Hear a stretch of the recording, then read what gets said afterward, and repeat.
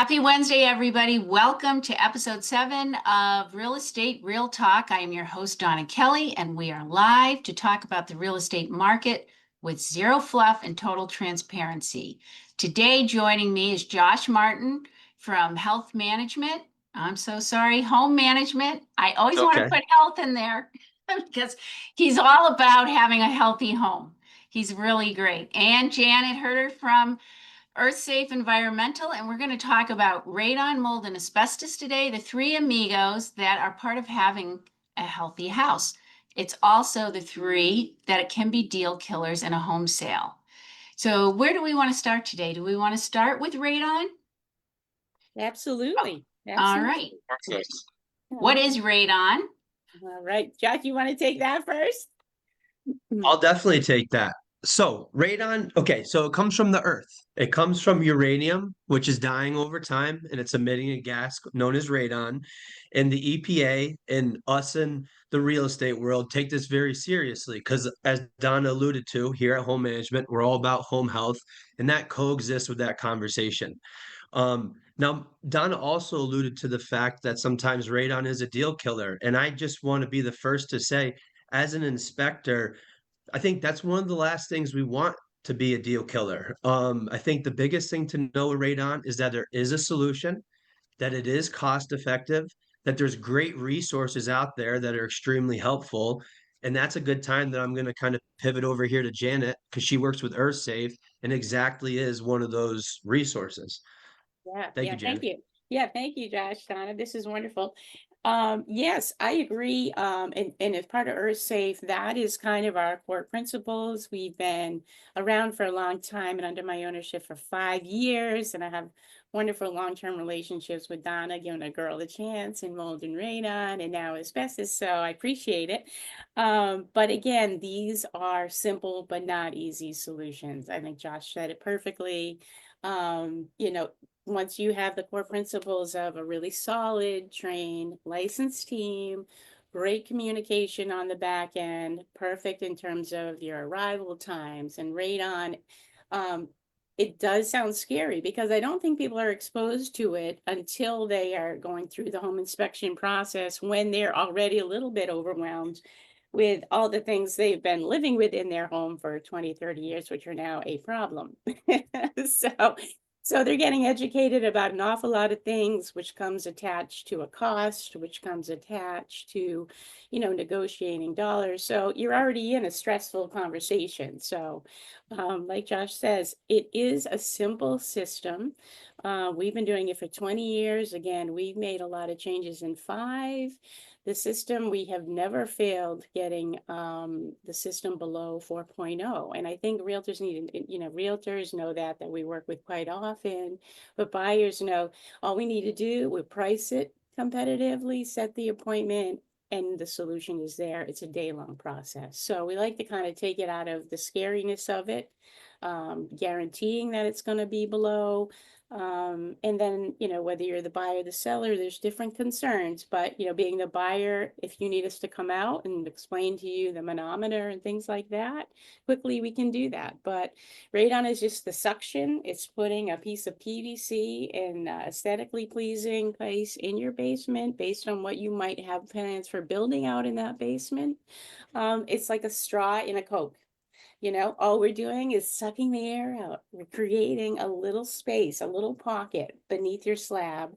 And then there's a fan, a small fan on the exterior of your house. And then in a place where bushes, or we find that it's not like obviously aesthetically pleasing, you're venting that air just above the roof line. So now, is it hard work? Yes, it is. We have great craftsmanship. That is a deal breaker. But as far as the homeowner is concerned, that's the process. We're just removing these gases, and we do it for 20 years. The process is like physically difficult, but again, it's not that complicated, and it is very competitive, and we guarantee it as well and retest it. So we just try to take away the fear with the education. We also send pictures so people know what we're going to do, and we do it on site with the buyer and the seller to show them where the system's going to be, or if they, again, have any plans for expansion in the basement or a deck on the exterior. That's all accounted for in a 45-minute meeting.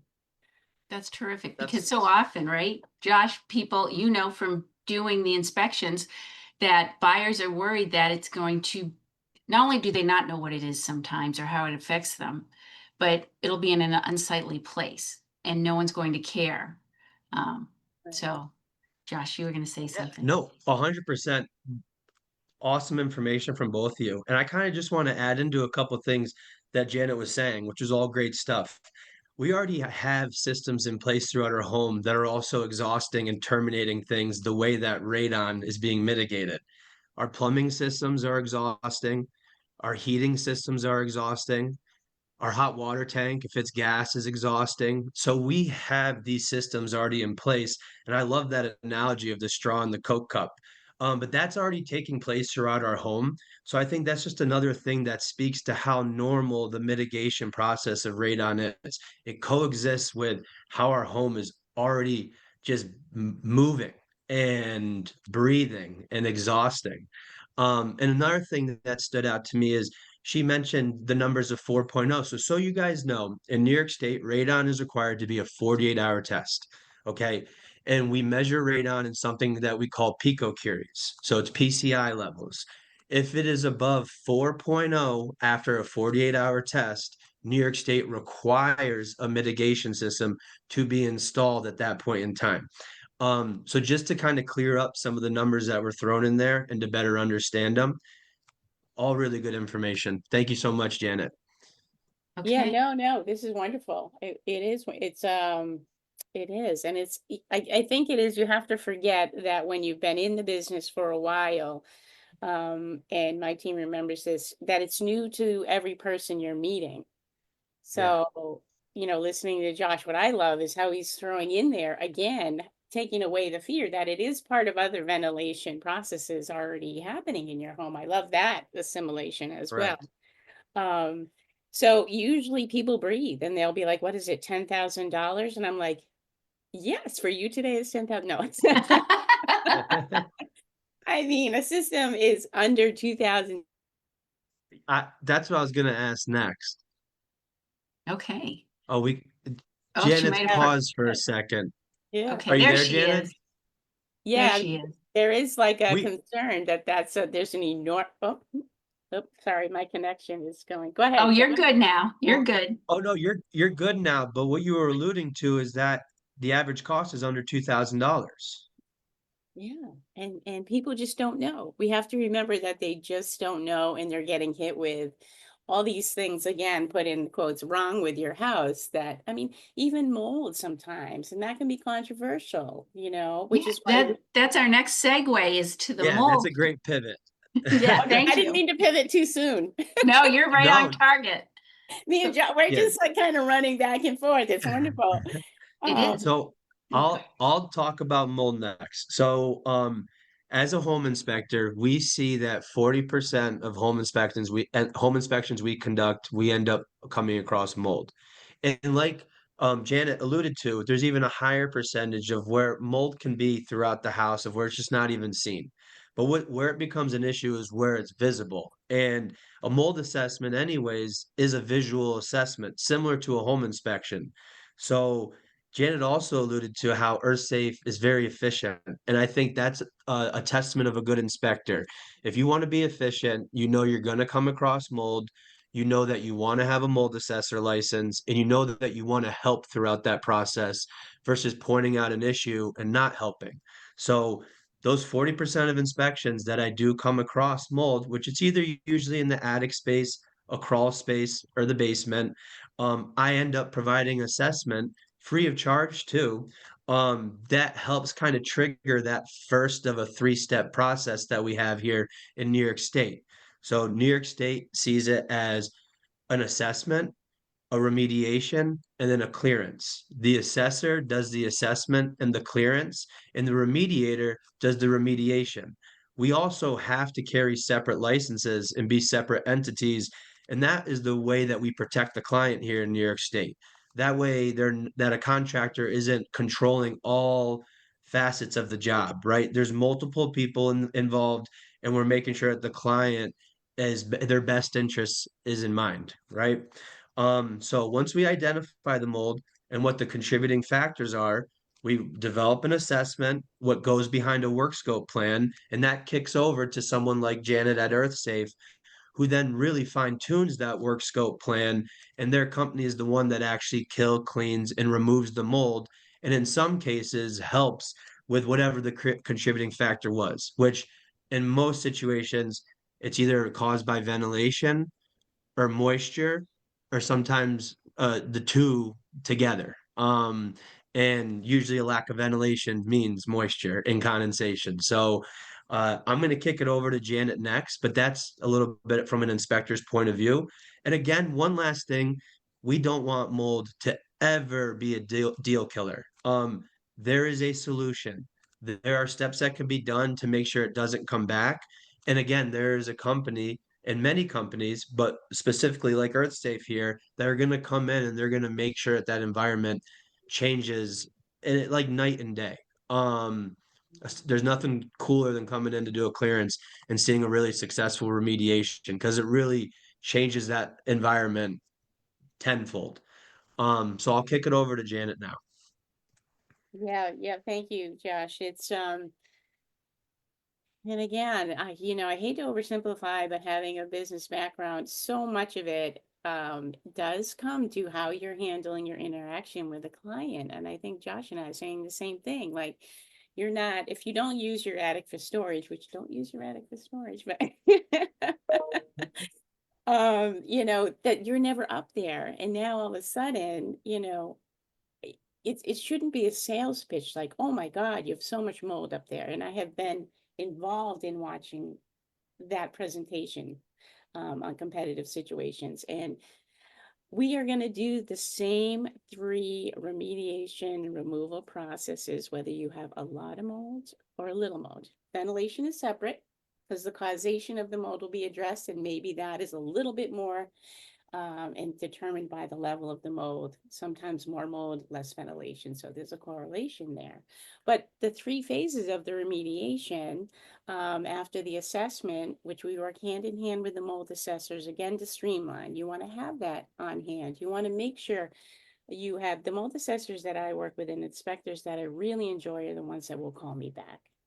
And I say that because sometimes there's a differentiation, like maybe a ridge vent would be better because of the horizontal length of an attic. They maybe not want a power fan. Let's just have a quick chat and make sure you're okay and we're okay. And 2 heads are better than 1. I mean, if you have people with years of information out there, there's only ego getting in the way of not having that conversation. So that communication is wonderful for the client and the realtor. So back to the level of mold, whether it's heavy mold, full on your sheathing or throughout, there's 3 processes. We're going to HEPA vac, and HEPA vacuums are vacuums where we're going to contain the spores and the disruption of the spores in the attic. So we have to actually physically, sometimes when people see it's a couple $1,000s, we're not just spraying a white paint. Because that will come through within 3 to 6 months, a year. And, that endangers the health of the attic, your structure, long-term structure. And for us, it's a warranty too. So we have to remove physically HEPA vac with a small head. And these guys work really, really hard in all of the industry, not just my guys, to remove that mold. Then there's an EPA registered cleanser, and Josh is referring to a lot to New York State and regulations that oversee this process.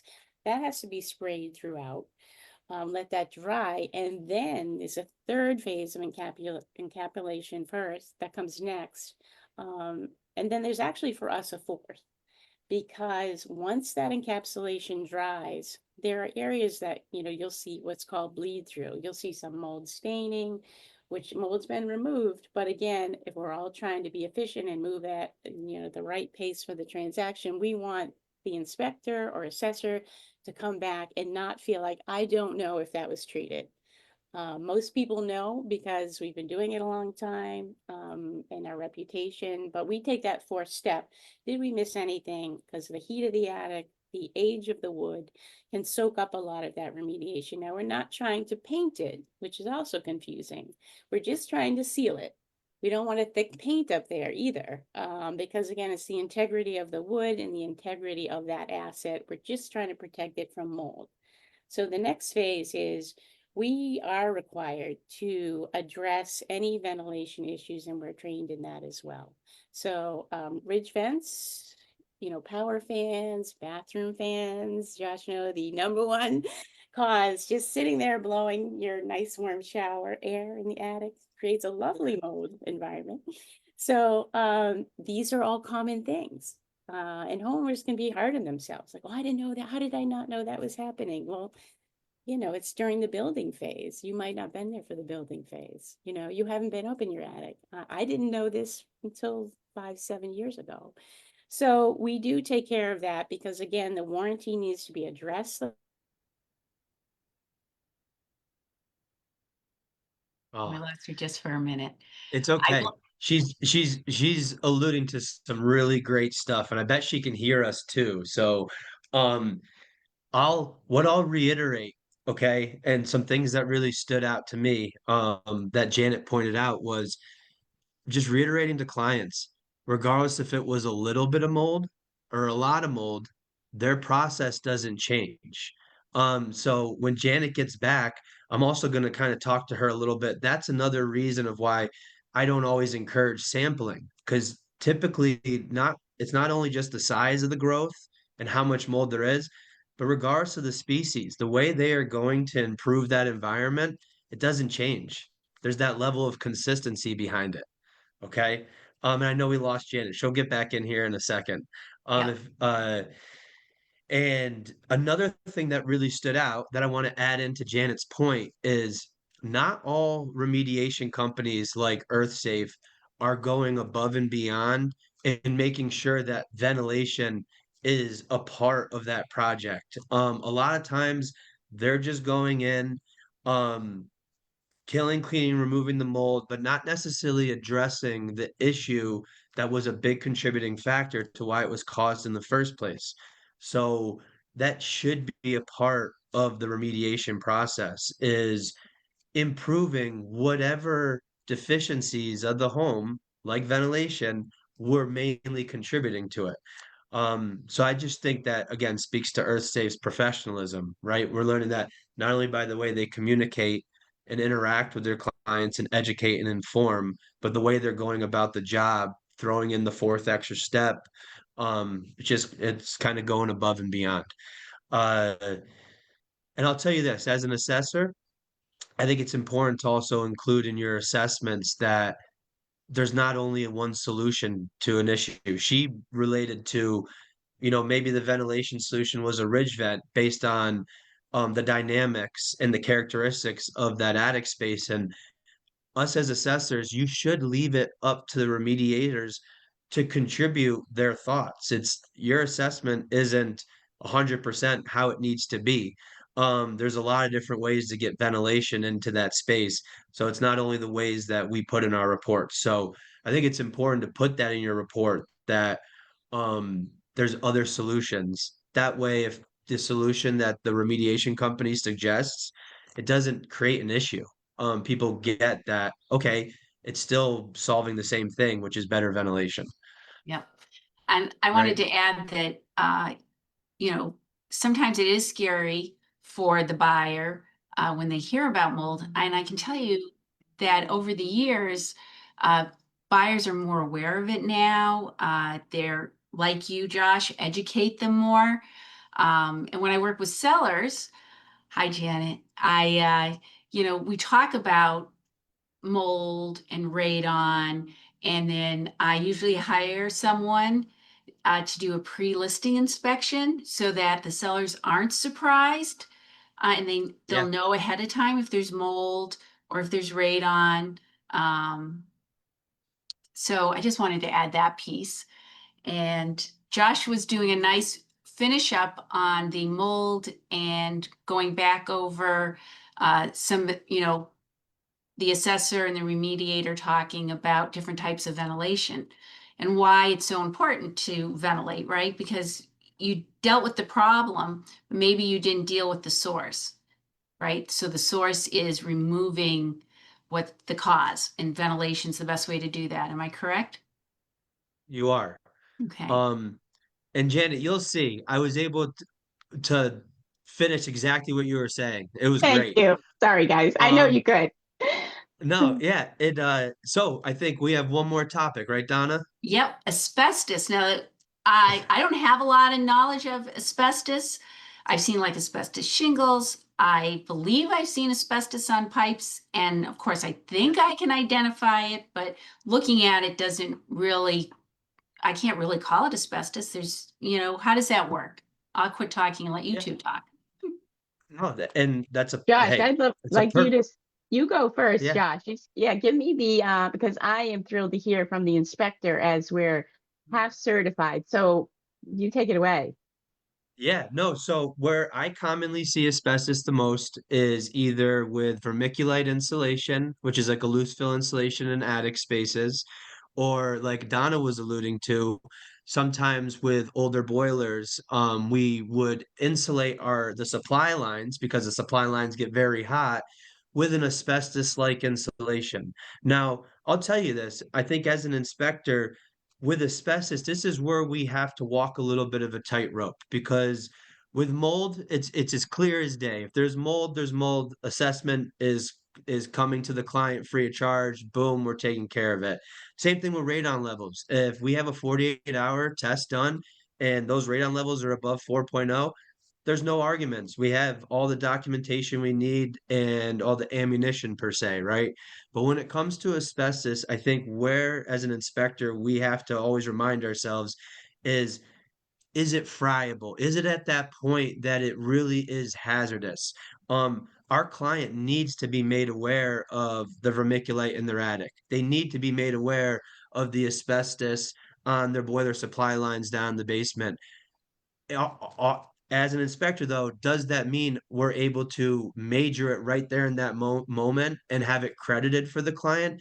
That's where you have to walk that line and understand, is it friable? Is it at a point where it's contributing in a way that is hazardous? That is a health risk. Because there are times where it hasn't been disturbed, where it isn't friable, and it's hard to say, hey, sellers, you need to take care of this for our buyer. And again, I don't want my buyer feeling like the sellers need to take care of it for them. I want them to be educated on it. I want them to be aware of the fact that it's there. If it is friable, I am going to go to bat for the client and we're going to take that next step to get a professional's opinion, like EarthSafe. But at the same time, if it's not friable, I don't want that to be a reason why they walk away from that home. There's a reason they loved that home, and that vermiculite isn't taking away from that, and neither is that asbestos on the boiler supply lines in the basement. There is a solution. Yes, it does get a little bit more costly than mold and radon at times. But there are companies that do it the right way. And I'm confident that based on some of our conversations, EarthSafe is one of those. So I think this is a perfect time to transition over to Janet and now to get her opinion from that professional's eyes, who I'd be relying on anyways if it was at a point of it needs to be discussed further. Yeah, no, Josh, and again, so we're just getting certified in this, and you're saying exactly what we're kind of experiencing is, I think you started with mold is straightforward, radon is straightforward. I mean, mold sometimes maybe this variable, concerns on mold, but there is some testing and things like that. So, but asbestos does get, I'm going to use the word, it feels ambiguous. And I think it's good to be transparent in that because our study and so far in the classes we've been taking, we're finding like, is vermiculite asbestos or is it not? We're finding out that most asbestos in vermiculite has come from one batch of this resource down in Kentucky. So maybe 90% is not. So one thing we immediately started doing is purchasing asbestos kits. Now, again, there's two things here. Josh is saying doing the right thing, identifying if it is really an issue, and that's just vermiculite we're talking about, because it can be, I think it can be a conversation. Can I take it out myself? Is it safe for me to do? Can I save? Some people were charging like $10,000 and the process is very similar in terms of dealing with mold, right? You have to have proper protection and equipment. There's additional protection for the home that needs to happen. But identifying whether it actually is an issue from the vermiculite standpoint, it's worth doing a 24, 48-hour test to make the homeowner feel like there's no asbestos in it. It's just additional insulation, or I want it removed, and then pricing it accordingly to having it removed. And then again, it has to be, you have to streamline your business to accommodate that. The place where we've seen it quite a bit, Josh, is a lot of the older Albany downtown complexes and apartments. So we kept running into this over the years, saying, Janet, can you do it? And, is it friable? Is it not friable? This is where I think a partnership is so beneficial. And I love this meeting for that, because we can both talk about it with Josh saying, is it friable? Well, friable can also be, that can be ambiguous as well. How friable is friable? Do you wrap it? Do you remove it entirely? But those are all some of the areas and the factors that come into what the cost is going to be and the determination of the scope of work. So again, we are not out there saying we're doing it, because thank you for saying that, just everything we want to do is with integrity.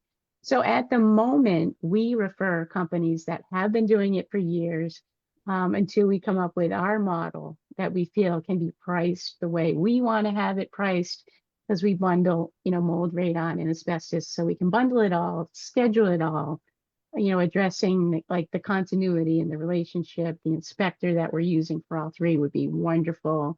And for the homeowner and the transaction timeline. So still more research on, and now that's where I am, not until I'm fully confident in disposal. Even in the classes, there's not a lot of areas at the moment to dispose of the asbestos if you're going to do it properly. And being in business for a long time, longevity is doing things the right way. So that's kind of where I'm at, Josh. So yeah, again, we have a few more questions, but in 6 months, we should be, maybe 3 months, if I can get to the supervisor class, we should be up and running and educated on that. But I love the partnership with yourself and inspectors. It's so important.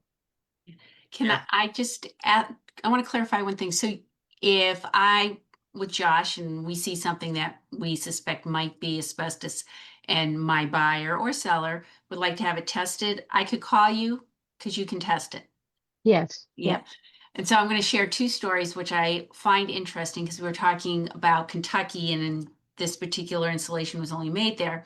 I had because I love stories, as we all know, I had a seller and we had a home inspection, and the inspector, who was not Josh, said, oh, and it was an older home. There was some kind of something on the side of the wall. It was just one panel going down into an old dug basement. He goes, that's asbestos. And I said, how do you know? So the buyer had it tested, and it was not asbestos. And then I had another buyer, and they were worried about popcorn ceilings, and maybe someone can explain that to me, but they had the popcorn ceiling tested, and it was not asbestos. So I think there's a lot of myths out there, right? Yeah.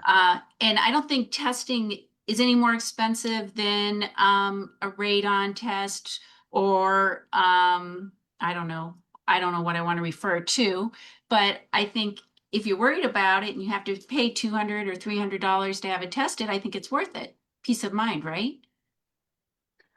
I agree. I don't know. I don't want to interrupt Josh, but for us, that's why we started doing it. I mean, invest in, and again, the company that we're using, again, if you want it back earlier, it's a little bit more, but if it's $150 or if it's $200, it saves you peace of mind and a lot of money down the road. But again, you have to make sure you get that test going and get it back, and contribute it to the process of the real estate transaction. But you have to get those things on the table for negotiation purposes early. So I always say do the test. And I know I say that saying I don't want to, it's not my place to spend the buyer or the seller's money, but I would always recommend, if it's questionable, in those cases. Some of it is not, like Josh is saying, if it's really friable, and even though people have been living there and doing their laundry in these basements with it forever, it's a new age of standards. So,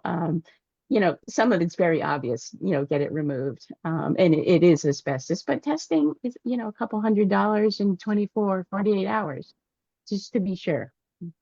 Yeah. Josh?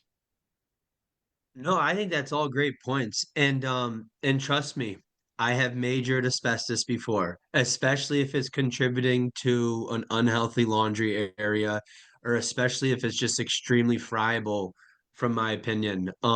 Even with vermiculite, I saw one time where there was just a roof leak that was going on for a while, clearly, and it was going right through the vermiculite insulation, and it was going right, sorry, it's my dog underneath the table making a spot comfy for himself, Oliver. And I saw going right to the second floor, that water leak right to the second floor bedroom. So there's cases, there needs to be a first domino, and it's if it's friable and if it's really unhealthy, you know. Yeah. Yeah. I'm sorry about that. He's scratching on the Oh, carpet. I can't hear him, believe it or not. Oh, okay. That's I do all have I a- can hear at the Yeah. moment. I have a big orange cat that likes to attack me when I do these shows, and I have to roll back, and 'cause she leaves all this hair. But we gotta love our but the- pets, right? I hope that made sense to you, Definitely. Janet, that there's plenty of times I've majored it, but there's also plenty of times I haven't. Yeah. But no matter Exactly. what, we're Right. always Yeah, talking about it. exactly. And that's why I was like, you know what? We just have to be a good resource in this case, because it does waste time. And the respect for the conversations on the realtor side is, the more conversations you're getting, like decision making fatigue. Now, do I still want to do this house because now there's asbestos? Like, we want to have that solution. Like, Right. here's the test, it's asbestos, here's the price, let's schedule it. Not like, is it asbestos? I don't want to, let's get the facts. Like you said, I think you said, Jack, the domino. Let's just get the ball rolling, decide Right. what we're dealing with, and add the process, price it, and then away we go. So we don't really get the consumer business fatigue going on, because it's already exhausting. So much Right. to consider. Yeah. Yeah. A lot to consider. So not you, both of your companies do more than just home sales. So anybody watching this today that have concerns in their home, I'm going to put your contact information below in the comments. They can reach out to you and ask you questions, or make an appointment to have you look at their house if they have concerns, correct? 100%. Yeah. And All right. yeah, exactly. No charge for consultations here. I'm in a different business than Josh, but for me, there is no charge for the consultation for us to come out and have a look at it. And again, to be clear, we can't perform the work without the independence of that mold assessment, and that protects the consumer from any type of fraudulent companies. But yeah, absolutely, you can come out and have a look, and then I would immediately kind of engage like Josh or mold assessor out there for the partnership of it and regulation of it. Right. And just to confirm that, so in New York State, when it comes to mold, one contractor is the assessor and one contractor is the remediator, but they can't do both, correct? Right. Correct. Okay. Awesome. Mhm. Did either of you have anything else you wanted to add before we close today's show? I think that's a perfect ending point. And you both have just been great. Thank you so much, Janet, and thank you, Donna. Yeah, thank you. I mean, Yes, this was a lot of same. fun. It's so educational for anybody listening, including myself. And we're all running so fast, so to have a forum for a few minutes to kind of create it and understand what everybody's experiencing in the environment is amazing. So I'm so glad that you're doing this, Donna. Thank you for the invitation. Thank you. And Yes. have a wonderful day, everyone. Bye. We missed you last night at the webinar. I'm sure there's a reason that you signed up. If you have specific questions, please text them here and I'll answer them. If you'd like to have a one-on-one conversation, click the link below and set up a time to chat with me. I'm here to help you.